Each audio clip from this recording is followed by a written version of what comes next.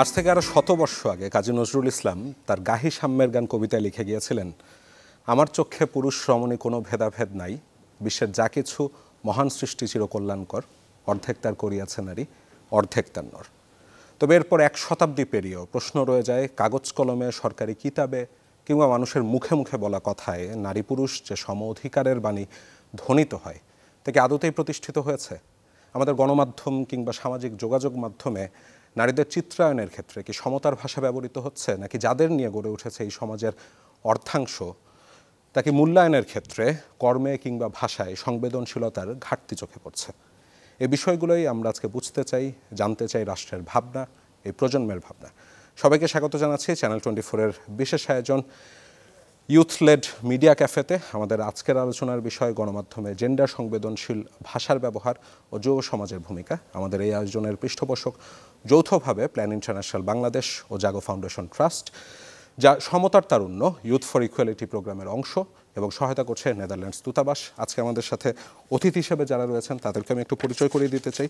সবার আগে পরিচয় করিয়ে দিতে চাই যুব উন্নয়ন অধিদপ্তরের মহাপরিচালক ডক্টর গাজী মোহাম্মদ সাইফুজ্জামান। এছাড়া রয়েছেন জাগো ফাউন্ডেশন ট্রাস্টের প্রতিষ্ঠাতা করবীর আকসান্ত, রয়েছেন প্ল্যান ইন্টারন্যাশনাল বাংলাদেশের চিলড্রেন অ্যান্ড ইউথ লিডারশিপ প্রোগ্রামের অ্যাডভাইজার ফাল্গুনী রেজা, রয়েছেন যুবশিল্পী মাশা ইসলাম, রয়েছেন এখন টেলিভিশনের রিপোর্টার মেহরিন আনি এবং রয়েছেন 8 জন তরুণ প্রতিনিধি 8টি বিভাগ থেকে। তাদেরকে একে একে পরিচয় করে দিতে চাই। ঢাকা বিভাগ থেকে রয়েছেন মোহাম্মদ শাওন, বরিশাল বিভাগ থেকে রয়েছেন মুনিয়া জাহান আর্নিকা, খুলনা বিভাগ থেকে আদিত্যদেব বৈদ্য, রংপুর বিভাগ থেকে ফারিহা আশরাফিয়া, সিলেট বিভাগ থেকে মাহবুবুর রহমান তালুকদার, ময়মনসিংহ বিভাগ থেকে খায়রুন নাহার, চট্টগ্রাম বিভাগ থেকে তৌহিদুল ইসলাম এবং রাজশাহী বিভাগ থেকে আফরা ইবনাথ।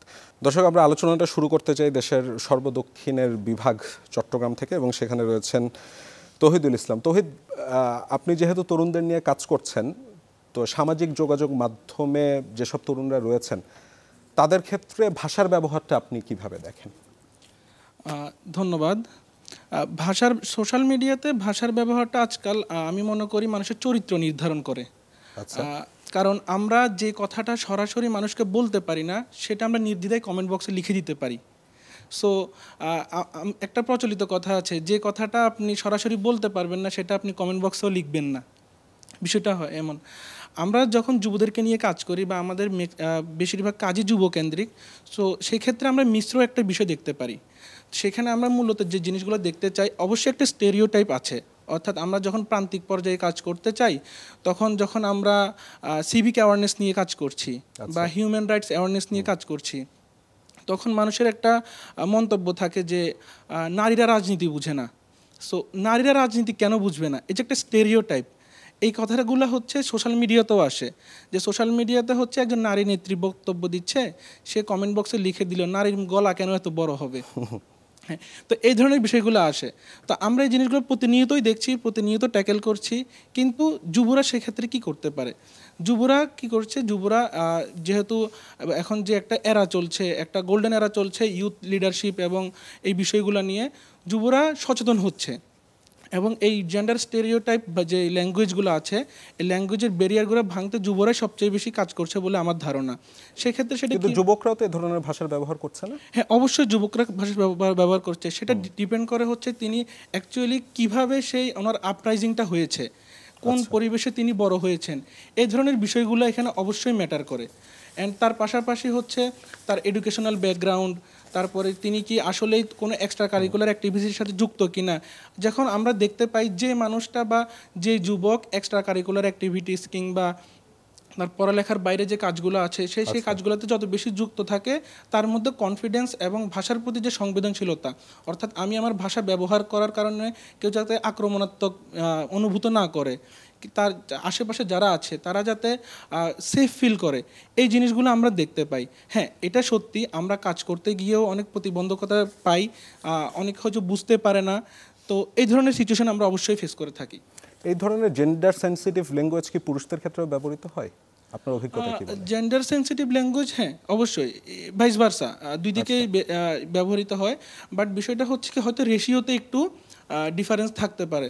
আচ্ছা, এটা কমন একটা সিনারিও যে মানে দুই ক্ষেত্রেই আছে। দুই ক্ষেত্রে আছে। যখন আমরা সোশ্যাল মিডিয়াতে মাঝে মধ্যে দেখতে পাই যে একজন পুরুষ তার বাচ্চাকে নিয়ে একটু খেলাধুলা করছে বা একটু রান্না বান্না করে একটা কুকিং এর ভিডিও আপলোড করলো, তো সেখানে গিয়ে একদল ঝাঁপিয়ে গিয়ে বলে যে এইসব কাজ তুমি কেন করবা, তোমার বউ কোথায়, বা এই ধরনের যেই মানে ল্যাঙ্গুয়েজ, যে এখানে প্রত্যেকটা ল্যাঙ্গুয়েজের টোনটাও অনেক কিছু ম্যাটার করে।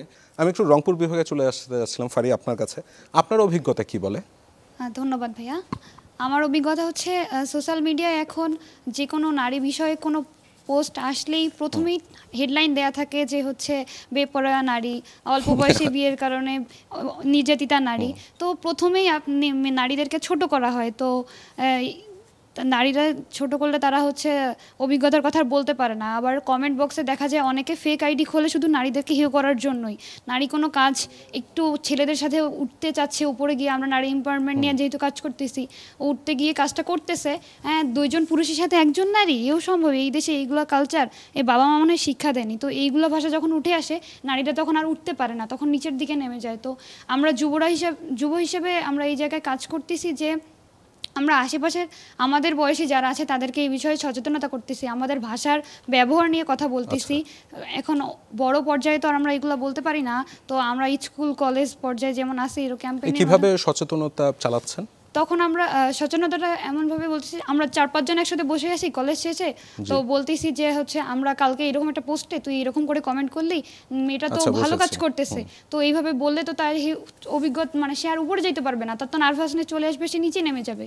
তো এইগুলো থেকে একটু বিরত থাকবি, এইভাবে বলি। আর নারী এম্পাওয়ারমেন্টে যখন হচ্ছে একজন নারী আরেকজন পুরুষের সাথে তাল মিলিয়ে উপরের দিকে যাইতে চায়, তখন আসলে আমাদের সকলের উচিত ভাষা এবং সকল কিছুর মর্যাদা রেখে তাকে অ্যাপ্রিসিয়েট করা, উপরের দিকে এগিয়ে যাইতে বলা, এই পিছুটান যেন না রাখা হয়। তো আচ্ছা ফারিহা, ভাষার ব্যবহার আপনার কাছে কি মনে হয়, মানে বাড়ছে না কমছে? ভাষার ব্যবহার দিন দিন বেড়েই যাচ্ছে। মানে অকথ্য কুকথ্য ভাষায় মেয়েদেরকে এমনভাবে বলা হচ্ছে যে মানুষ এটাতে আরো বেশি ইন্টারেস্ট পাচ্ছে, মানুষ এটাকে বিরত থাকা থেকে মানুষ আরো ছোট করাতে, মানে ছোট করলেই বড় হয়ে যাচ্ছে, বিষয়টা এমন উঠে আসছে। মেহেরিন, আপনার কাছে চলে আসতে যাচ্ছিলাম, যেহেতু আপনি গণমাধ্যম কর্মী এবং রিসেন্টলি আপনি একটি অ্যাওয়ার্ড পেলেন, এই জন্য আপনাকে অভিনন্দন। তা আপনি কাজ করতে যে কী ধরনের আপনার এক্সপিরিয়েন্স হচ্ছে এবং গণমাধ্যম এক্ষেত্রে কি ভূমিকা রাখতে পারে, গণমাধ্যম ভাষার ব্যবহারের ক্ষেত্রে কি করতে পারে? উনি একটু অভিযোগ করলেন যে এটি নাকি দিন দিন বেড়েই যাচ্ছে, আপনার অভিজ্ঞতা কি বলে? ভাই, যেহেতু আপনি একজন গণমাধ্যম কর্মী, তো আপনি এই বিষয়গুলো আরও জানেন। তারপর আমি একটু বিষয় বলি যে আপনি যেটি বলেন, আমি কিছুদিন আগেই ইউথ ইকুয়ালিটির সমতায় তাড়ানোর উপরে একটি জেন্ডার সংবেদনশীলতার উপরে একটি পুরস্কার পেয়েছি। সেখানে আমার বিষয়টি ছিল মা দিবসে সিঙ্গেল মাদার যারা ছিল তাদের সংগ্রামের কথা আমি তুলে ধরেছি।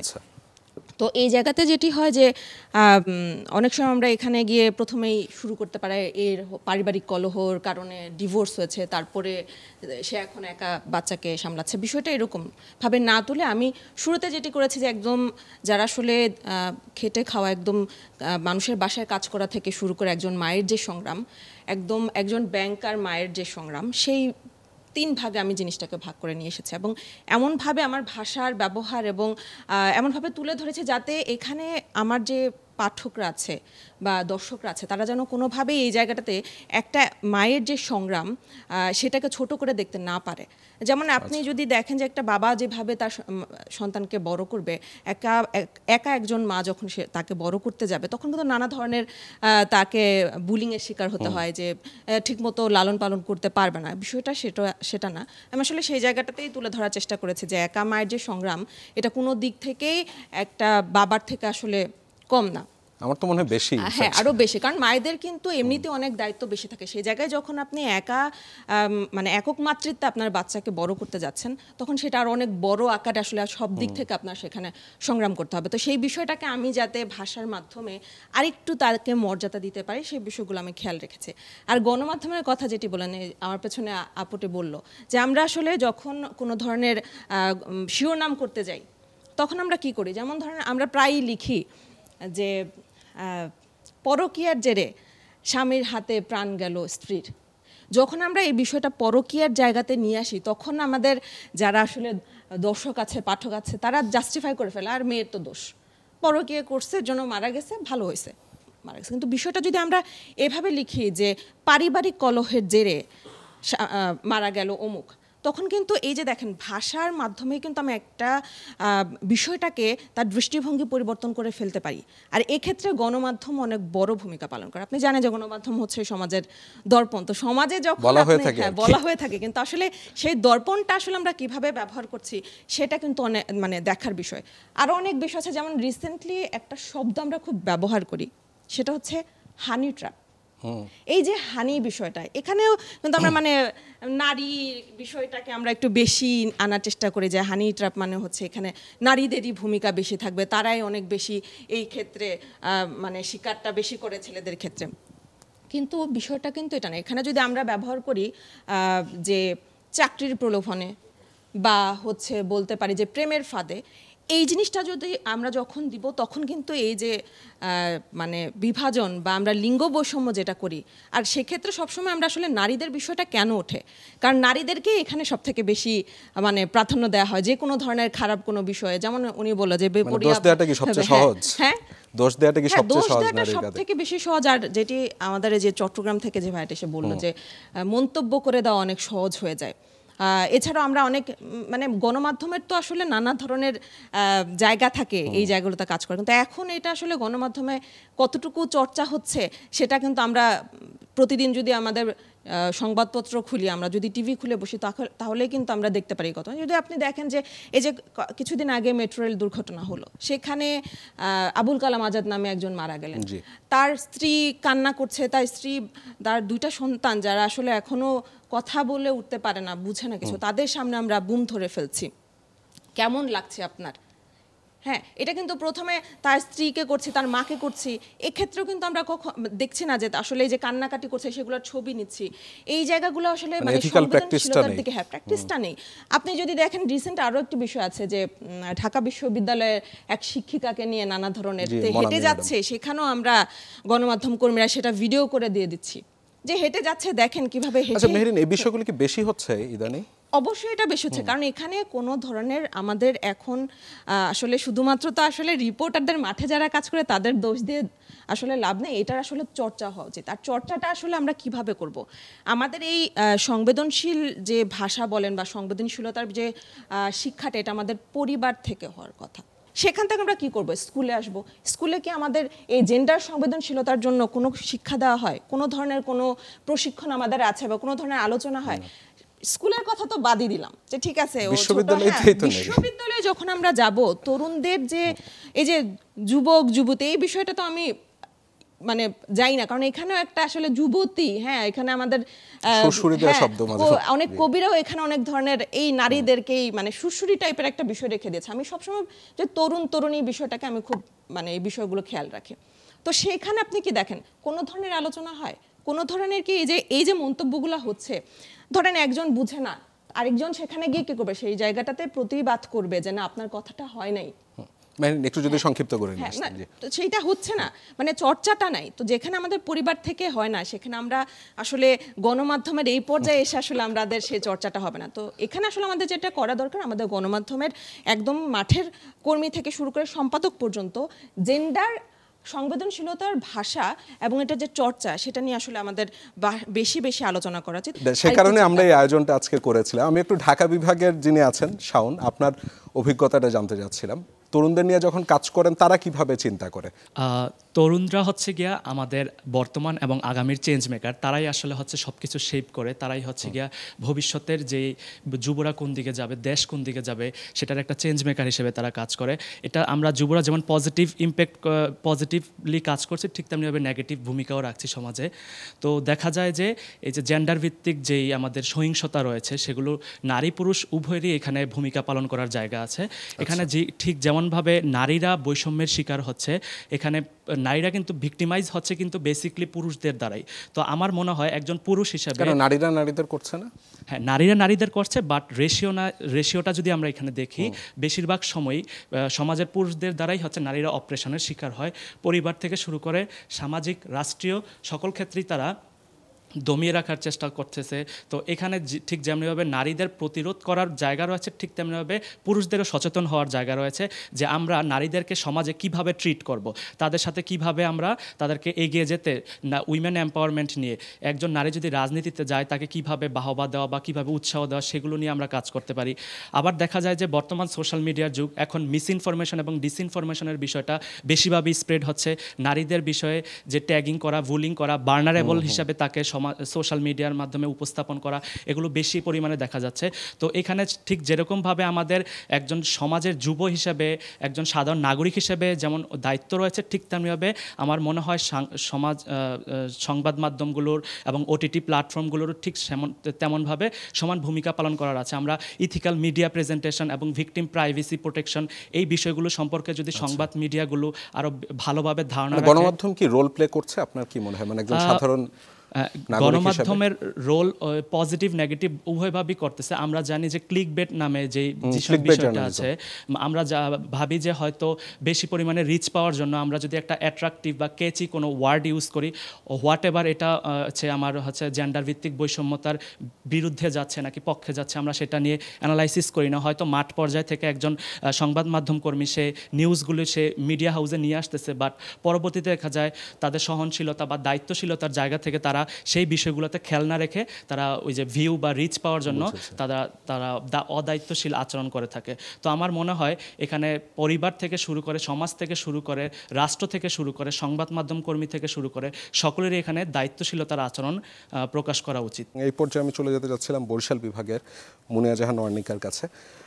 আপনার অভিজ্ঞতা কেমন দেখেছেন, এবং তরুণদের নিয়ে যখন কাজ করতে যান তারা কি বুঝতে পারে যে আমি যে ভাষার ব্যবহারটা করছি এই ভাষাটা ঠিক না বেঠিক? আচ্ছা, আমরা হচ্ছে যখন তরুণদের নিয়ে কাজ করি, আমরা তো আসলে সব কাজগুলো হচ্ছে শহর ভিত্তিক করি না, অনেক প্রান্তিক এলাকায় করে থাকি। তো এই প্রান্তিক এলাকায় কাজ করতে গেলে যেটা দেখা যায় ভাইয়া, যে হচ্ছে সব ফ্যামিলি থেকে যারা বিলং করে, যে পরিবারের যে একটা বিষয় চলে আসছে, যে পরিবারের শিক্ষাটা কিন্তু সবচেয়ে বড় শিক্ষা প্রথমে। তো এই যে তরুণরা যে ভাষার যে ব্যবহারটা, এটা হচ্ছে পরিবার থেকে আগে শিখতে হবে, যে হচ্ছে তুমি ছেলে হয়েছো বলে মেয়েকে তুমি একটু ছোট করে দেখবে, বা হচ্ছে মেয়ে হয়েছে বলে ছেলেকে এটা করতে দিবা না, বা এটা ছেলেরা কাঁদতে পারে না। যেমন আমাদের একটা মানে ট্যাগ আছে যে ছেলেরা কাঁদবে না, বা মেয়েরা হচ্ছে ইঞ্জিনিয়ারিং হবে না, ইঞ্জিনিয়ারিং পড়বে না। এইটা কিন্তু আসলে আমরা ফ্যামিলি থেকেই ট্যাগটা চলে আসে। তো এই চিন্তা ভাবনাটা আসলে আমরা প্রান্তিক এলাকায় বেশি পাই কাজ করতে গেলে, কিন্তু শহরভিত্তিক যে ইউথরা কাজ করি আমরা, তারা হচ্ছে এই ট্যাগটা একটু কম দেখে থাকি, যে এইটা তাদের চিন্তা ভাবনা একটু কিছুটা চেঞ্জ আসে।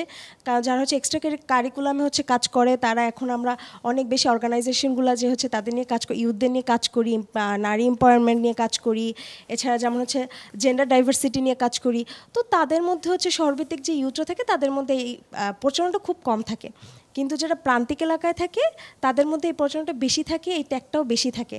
যেমন আমি যদি একটা উদাহরণ দিতে চাই, তাহলে আমি জেন্ডার ডাইভার্সিটি নিয়ে একটা কাজ করেছিলাম, যেখানে বয়সন্ধিকাল নিয়ে কাজ হয়।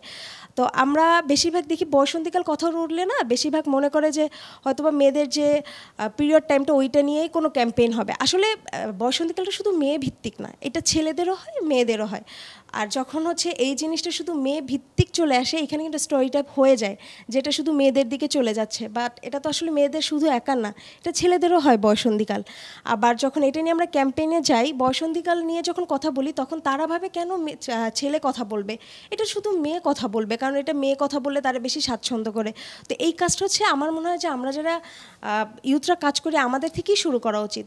যারা হচ্ছে ছেলে ইউথরা আছে তাদেরও হচ্ছে বয়সন্ধিকাল সম্পর্কটা নিয়ে জানা উচিত, তাদেরও কাজ করা উচিত, তারা হচ্ছে ক্যাম্পেইনে মানে অংশগ্রহণ করা উচিত।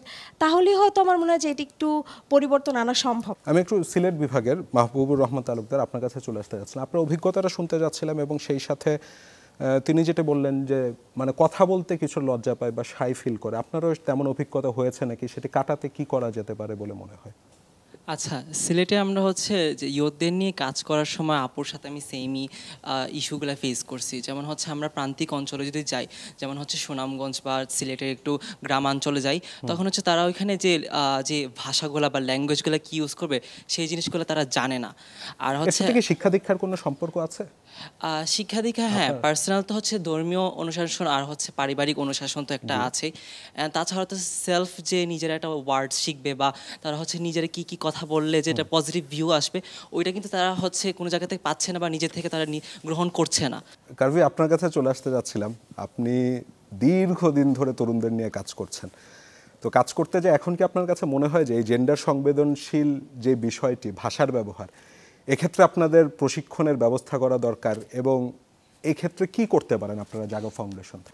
আমরা তো অনেক বছর ধরে কাজ করে যাচ্ছি, বাট মনে হচ্ছে যে কোনো কারণে লাস্ট 1 বছর বা 2 বছর ধরে আমরা দেখছি যে এটা আরও বেশি উঠে এসছে। এটা রিজনটা কি এটা আমরা এক্স্যাক্টলি বলতে পারছি না যে এক্স্যাক্ট রিজনটা কি, বাট হতে পারে যে এই মুহূর্তে যেহেতু খুব একটা কন্ট্রোলড না দেশটা, যে কারণে আসলে মানুষ হয়তো বা কথা বলার সুযোগ পাচ্ছে। এখন কথা বলার সুযোগ কি এইটা যে আমি আরেকজনকে ছোট করব?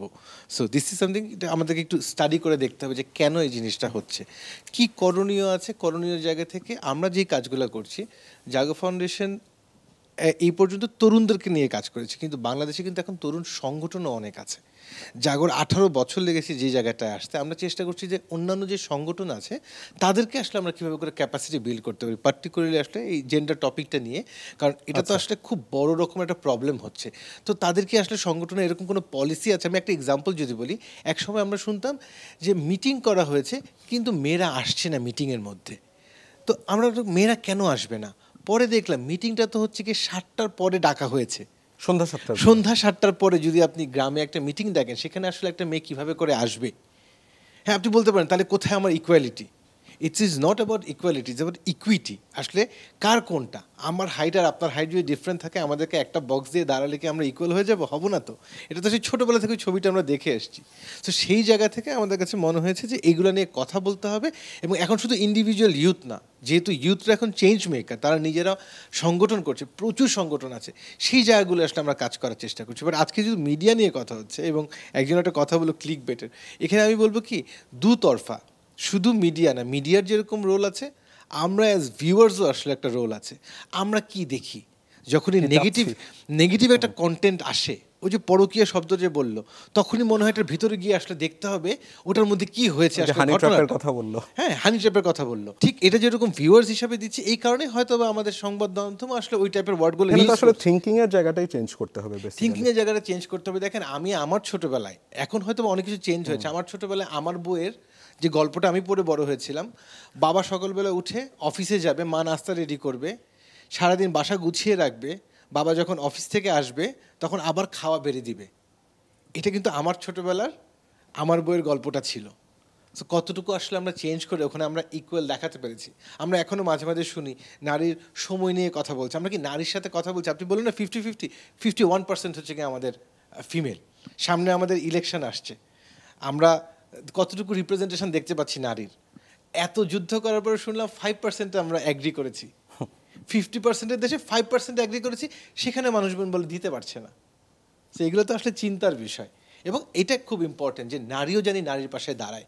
কারণ ওই যে মা যদি আসলে এটা বলে দেয় না যে তুমি তোমার ভাইয়ের কাছে এটা লুকাবে বা ভাইয়ের সামনে বলবে না, সো ওই জায়গায় আমাদের কাজ করতে হবে একেবারে ছোটোবেলা থেকে। মানে সত্যি কথা, ইউনিভার্সিটি দূরের কথা, মানে স্কুল লেভেল থেকে যদি আসলে আমরা এগুলো নিয়ে কাজ করতে পারি, তো এই জিনিসগুলো আসলে ছোটোবেলা থেকে ঘরে বলতে হবে, ঘরের বাইরে বলতে হবে, ক্লাসরুমে বলতে হবে, এবং অবশ্যই মানে media plays a very strong role আমাদের দেশে। সো মিডিয়াতে তো বলতেই হবে। কারভি, আপনাকে ধন্যবাদ। চলে যেতে চাই রাজশাহী বিভাগে, সেখানে আছেন আফরা ইবনাথ। ভাষার ব্যবহারের ক্ষেত্রে কি ধরনের আপনি পরিবর্তন দেখেছেন? আচ্ছা, এটা আসলে নিজেকে দিয়ে ভাইয়া, যেমন আমি কি আসলে চেঞ্জ হতে পেরেছি? আমার ভাষাকে আমি ঠিক করতে পেরেছি? এখন বন্ধু মহলে থাকলে কিন্তু নর্মালি কথাবার্তা হয়, যেরকম আমরা বলেই ফেলি যে তুই তো নর্মাল একটা জিনিস বুঝিস না, তোর মিনিমাম ক্রিয়েটিভিটি নেই, এভাবে আমরা বলে ফেলি।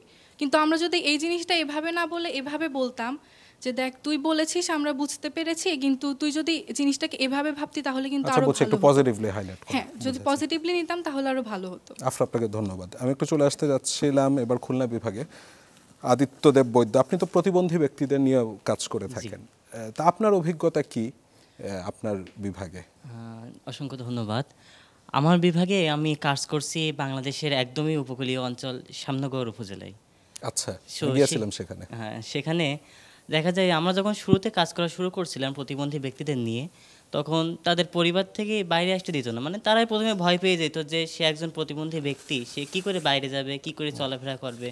যখন আমরা কোনো মিটিংয়ে দেখতাম, দেখা যেত তার মা তার সাথে করে নিয়ে আইছে, অথবা তার বাবা হয়তো একদিনে কাজ বাদ দিয়ে তার সাথে করে নিয়ে আইছে। তো এখান থেকে যদি তার পরিবারই তাকে এইটুকু মানে কনফিডেন্স তাকে না দেয় যে সে একা যাইতে পারবে, সে একা যেয়ে কাজ করে আসতে পারবে, তাহলে সে তো পারবে না। আর আমাদের ক্ষেত্রে আমরা একটা কাজ করি, আমরা বিভিন্ন পথনাটক, পটগান এগুলো প্রদর্শন করি। আচ্ছা, যখন আমরা প্রান্তিক এলাকায় এগুলো আমরা প্রদর্শন করতে যাই, তখন দেখা যায় আমাদের একটা নাটক ছিল, সেই নাটকে একটা প্রতিবন্ধী নারী সে ঢাকা বিশ্ববিদ্যালয়ে ভর্তি হওয়ার জন্য চেষ্টা করে, আগে পড়াশোনা করতে চায়। তো সে যখন বাসা থেকে বাইরে হয়, তখন তাকে বিভিন্ন ছেলেরা তাকে উত্ত্যক্ত করে, বিভিন্ন কথা বলে। তো এই নাটক শেষে আমরা জিজ্ঞেস করি আসলে কি এটা করা ঠিক হয়েছিল? তখন তারা উত্তর দেয়, ও তো একটা প্রতিবন্ধী নারী, ওর বাইরে বের হওয়ার বা কী দরকার ছিল, ওর বাইরে যাওয়ারই বা কী দরকার ছিল, ও তো বাইরের ভিতরে থাকতো, ওর এই কথাগুলো শুনতে হতো না। তাদের থেকে আমরা এমন ধরনের রেসপন্স পাই। আর কাজের ক্ষেত্রে বলতে গেলে, যখন আমরা মানে এই কাজগুলো করে পোস্ট করি বা কোনো প্রতিবন্ধী ব্যক্তিরা কাজ করছে এমন পোস্ট করি, তখন দেখা যায় যে কমেন্ট বক্সে লেখে যে ওর এই কাজ করার কী দরকার ছিল, তো বাসায় বসে থাকলে বাবা মা ওকে খাওয়াইতো, ওর বাইরে এসে এত কাজ করার দরকার কি।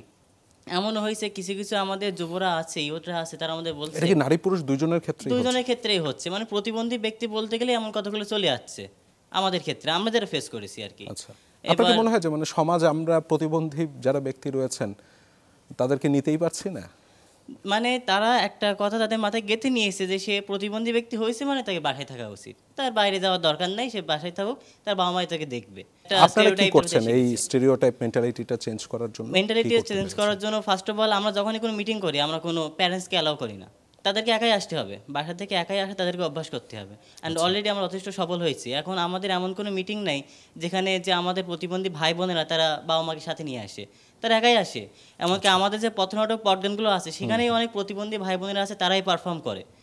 মানে আমরা সাতক্ষীরা, খুলনা বিভাগের প্রত্যেকটা প্রায় জেলায় আমরা পারফর্ম করেছি, এবং তারা তাদের সেই প্রান্তিক এলাকা ছেড়ে আমাদের সাথে খুলনা বিভাগের বিভিন্ন জায়গায় তারা গেছে আমাদের সাথে। ফাল্গুনীরা, যে আপনার কাছে চলে আসতে যাচ্ছিলাম, আপনি যেহেতু প্ল্যান ইন্টারন্যাশনালে কাজ করছেন এবং প্রায় 3 দশক ধরেই তো প্ল্যান ইন্টারন্যাশনাল নারীদের প্রতি সহিংসতা প্রতিরোধে কাজ করে যাচ্ছে, তো নতুন একটা ডাইনামিক্স সবাই বলছেন যে একটা আমরা দেখছি যে জেন্ডার সেন্সিটিভ ভাষা, এবং সেইটা খুব ইনসেনসিটিভ হয়ে যাচ্ছে।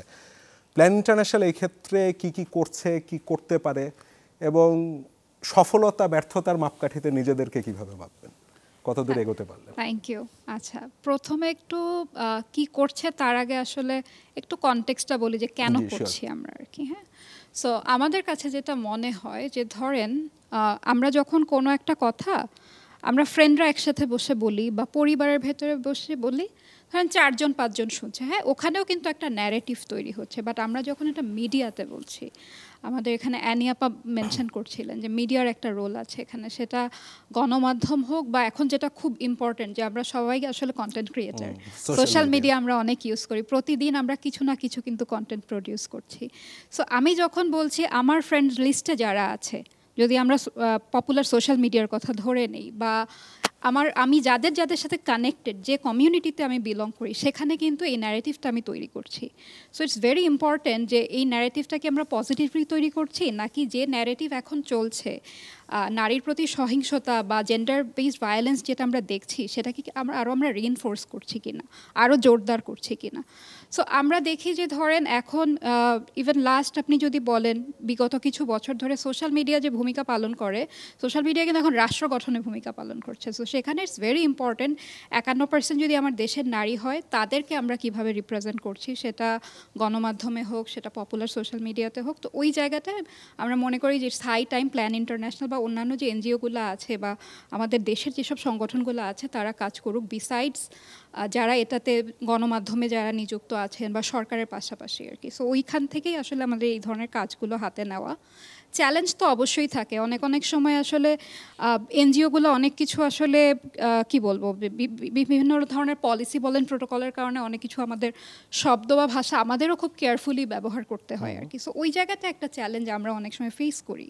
আমাদেরকে সাবধান হতে হয় যে আমরা যে বিষয় নিয়ে কাজ করব, আসলে উদ্দেশ্য তো সবারই ভালো, বাট সেটা কিভাবে ট্রান্সলেটেড হচ্ছে ওই জায়গাতে আমাদের অনেক সময় কেয়ারফুল হতে হয়। আপনি যেটা বললেন 3 দশক ধরে কাজ করছি, সো এই কাজের বিভিন্ন সময় কিন্তু আমাদেরও লার্নিং হয়েছে। সো কিভাবে আসলে আমরা ন্যারেটিভ চেঞ্জে আমরা নতুন করে একটা সমস্যা তৈরি না করে রিজলভ করতে পারি, কিভাবে পজিটিভ জেন্ডার ন্যারেটিভ প্রমোট করতে পারি, ওই জায়গাতে আমরা মোর ফোকাস করি।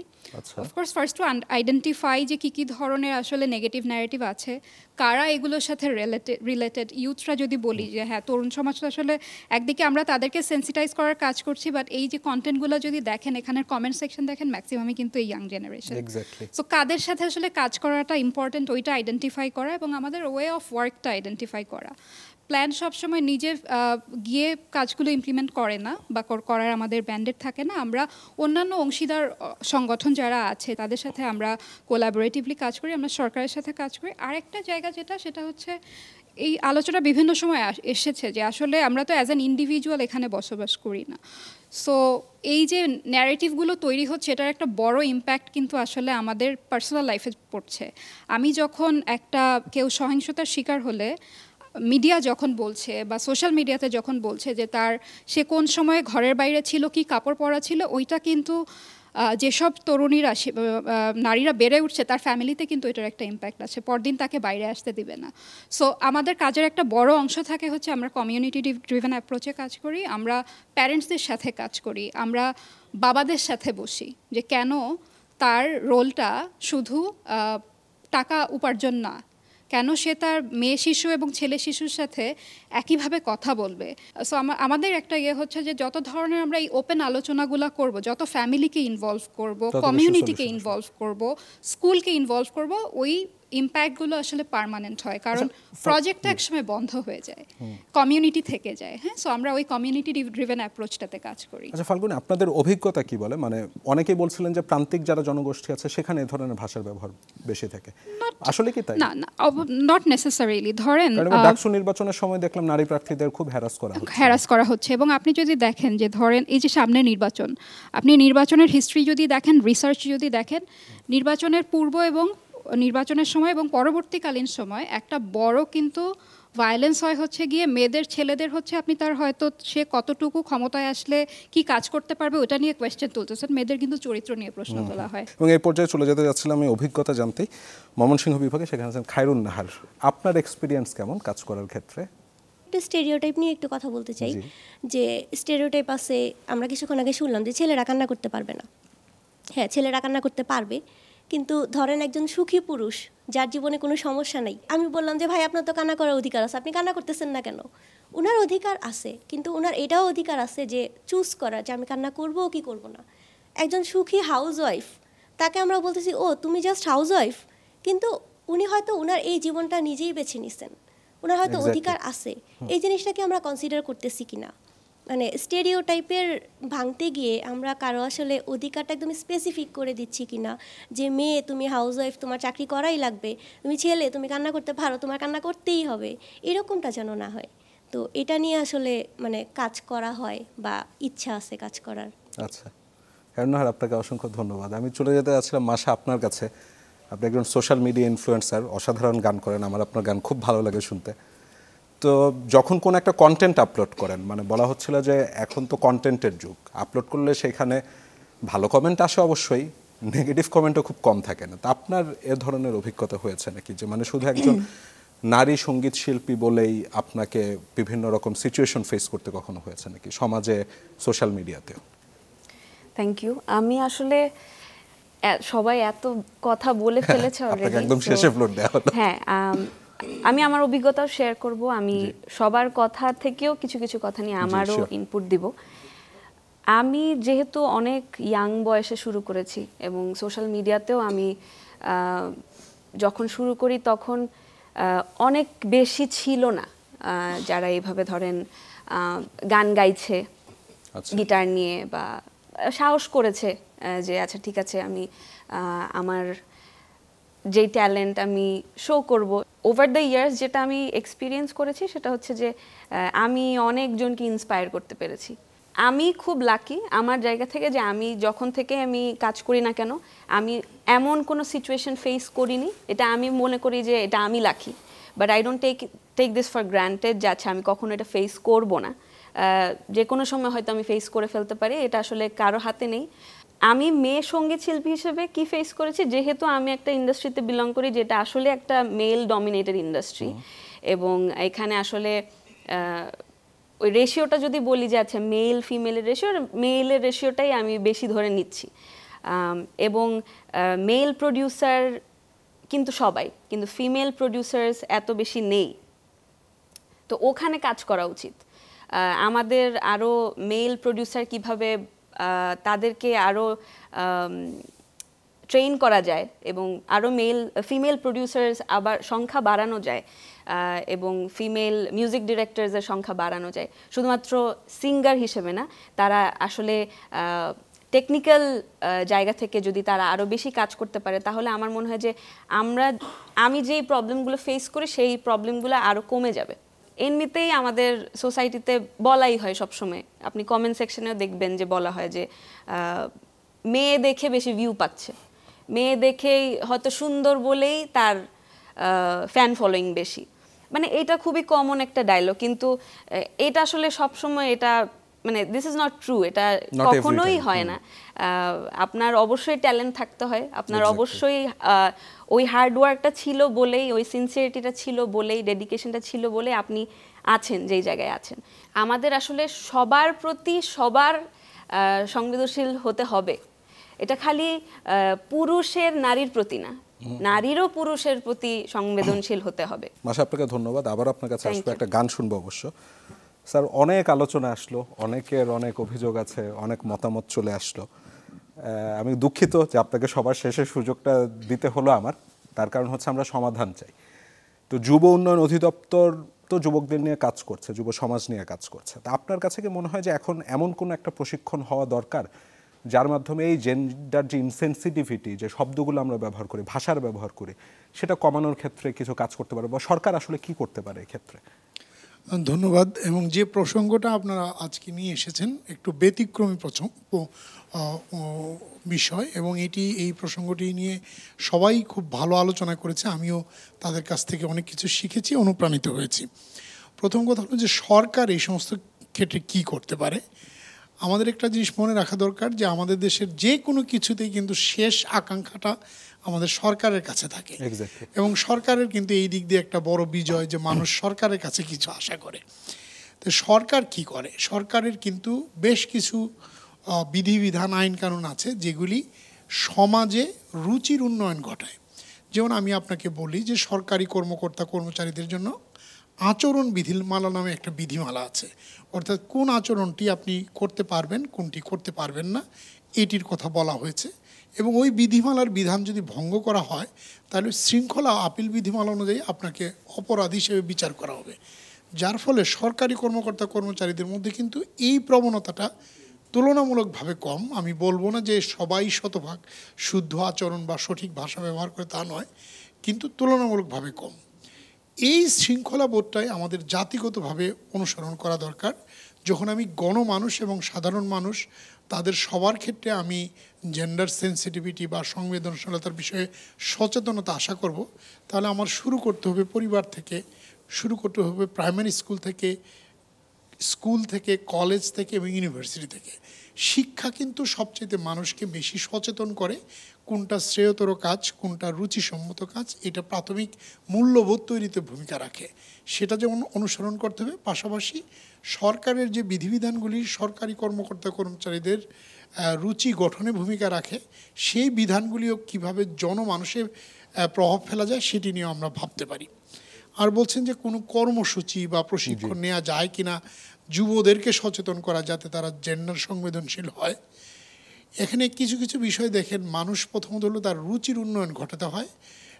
একটা কথা এসছে যে যুবক শব্দের বিপরীত শব্দ হিসাবে আমরা ছোটোবেলা ব্যাকরণে যা শিখে এসেছি তার পরের শব্দটাকে অনেকে রুচির বিবেচনায় মান উত্তীর্ণ বলেন না। আমরা কিন্তু যুবনীতিতে যুবর বিপরীতে যুব নারী বলেছি, যাতে একটা সম্মানবোধের জায়গা তৈরি হয়। এটা যেমন আমাদের সচেতনতা বোধ থেকে তৈরি হয়েছে এবং আমাদের যুব কার্যক্রমের যাবতীয় আয়োজনে আমরা নারীকে ঊর্ধ্বে তুলে ধরার চেষ্টা করছি এবং আমাদের ধরেন ফ্রিল্যান্সিং প্রকল্প আছে, আমাদের 83টা ট্রেডে প্রশিক্ষণ দেওয়া হয় এবং আমাদের আর্ন প্রকল্প নামে একটা প্রকল্প আছে। এখানে আমরা চেষ্টা করেছি 50%-এর বেশি যেন নারীর পার্টিসিপেশন থাকে, কারণ আমরা বিশ্বাস করি যখন একজন কর্মজীবী নারী তার কর্মসংস্থানের মাধ্যমে তার পারচেজিং পাওয়ার হয় এবং সিদ্ধান্ত গ্রহণ প্রক্রিয়ায় অংশগ্রহণ করতে পারে, তখন কিন্তু সমাজে সে প্রভাব বিস্তার করতে পারে। আর এই জেন্ডার সেন্সিটিভিটির যে সমস্ত কথা বলছেন যে গণমাধ্যম এবং সোশ্যাল মিডিয়া, গণমাধ্যমের বিরুদ্ধে খুব বেশি বলা হয় না, কারণ গণমাধ্যম যথেষ্ট মানসম্পন্ন কাজ করে, কিন্তু সোশ্যাল মিডিয়া হয়ে গেছে অবারিত স্বাধীনতার দ্বার এবং এখানে এমন কথা যে কেউ যে কত করে কথা বলতে পারে, যদি নিজ পরিচয় বলা সম্ভব না হয় ফেক আইডি খুলেও বলা যেতে পারে এবং যে কারণে আমরা সোসাইটিতে এক ধরনের অস্থিরতা দেখতে পাচ্ছি এবং সাম্প্রতিককালে বেশ কিছু মিছিলের যে স্লোগানের ভাষা এবং শব্দ চয়ন আপনি চিন্তা করতে পারবেন, এটাও কিন্তু আমাদের আরও 30 দশক আগে ছিল না, 3 দশক আগে ছিল না। এই যে একটা অস্থিরতার সময়, এখন আমাদের যেটা চেষ্টা করতে হবে যে আমাদের শিক্ষা থেকে, আমার ধর্মীয় অনুশাসন থেকে বা জীবনের যতগুলি ক্ষেত্র আমাকে স্পর্শ করে প্রতিটা ক্ষেত্রেই এই সংবেদনশীলতার অনুশীলন করা দরকার। তাহলেই আমাদের একটা ইতিবাচক পরিবর্তন আসবে এবং আমরা একটা মানসম্পন্ন, রুচিসম্মত এবং উন্নত ভাষাবোধ সম্পন্ন একটা জাতি পাব এবং সামাজিক জীবনে, রাষ্ট্রীয় জীবনে, সবার জীবনে শান্তি প্রতিষ্ঠিত হবে। এই হলো আমার প্রত্যাশা। আমাদের যদি সুস্থ স্বাভাবিক বিকাশ হয়, একটা যুব তার প্রত্যাশা অনুযায়ী তার কাঙ্ক্ষিত জীবন যদি পায়, মানসম্পন্ন জীবন যাপন করতে পারে, তাহলে কিন্তু তার অনেক অস্থিরতা কমে যাবে।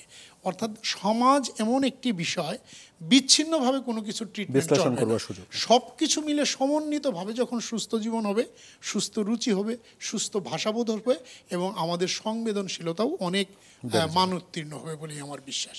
ডক্টর গাজী মোহাম্মদ সাইফুজ্জামান, আপনাকে অসংখ্য ধন্যবাদ আমাদেরকে আজকে সময় দিলেন এতক্ষণ ধরে এবং সবার অনুমতি নিয়ে আজকে অনুষ্ঠানটা এখানে শেষ করতে যাচ্ছিলাম। এবং দর্শক, এরই সাথে শেষ করছি আজকে চ্যানেল 24-এর বিশেষ আয়োজন ইউথ লেড মিডিয়া ক্যাফে অনুষ্ঠানটি। যারা এতক্ষণ আমাদের সাথে ছিলেন তাদের সবাইকে অসংখ্য ধন্যবাদ। তবে আজকে আমরা যাব মাশার কাছ থেকে একটি গান শুনে, গানটি শুনতে শুনতে আমরা আজকে বিদায় নিতে যাচ্ছি। রবীন্দ্রনাথের একটি গান দিয়ে শেষ করতে চাই, এটি একটি প্রার্থনার গান। সো এই গানটি গাইছি এই কারণে যে আমি চাই যে সবার মঙ্গল হোক, সবার শুভ হোক। ওই শুভবোধ থেকেই আসলে এই গানটি দিয়ে আমি আজকের অনুষ্ঠানটি শেষ করব।